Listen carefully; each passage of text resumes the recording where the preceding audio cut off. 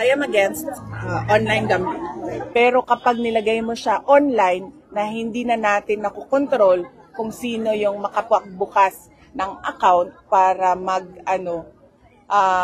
magsugal, ay hindi ako sang-ayon doon dahil nakakasira ng pamilya yon at nakakasira ng kinabukasan ng kabataan. Maring tinutulan ni Vice President Sara Duterte ang online gambling kasunod ng pahayag na ilang mambabatas na humihiling na ipagbawal ito. Binibigyan din ni VP Sara ang panganib ng online gambling sa mga pamilya at mga kabataan.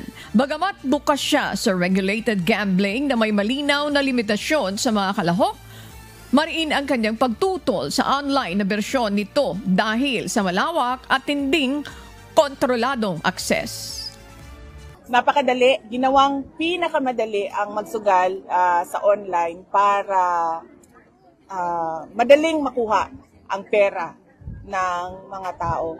At pag ikaw ay nalulong na diyan sa online gambling, ay nagkakaproblema na ang pamilya dahil nalulubog na sa utang yung mga kababayan natin.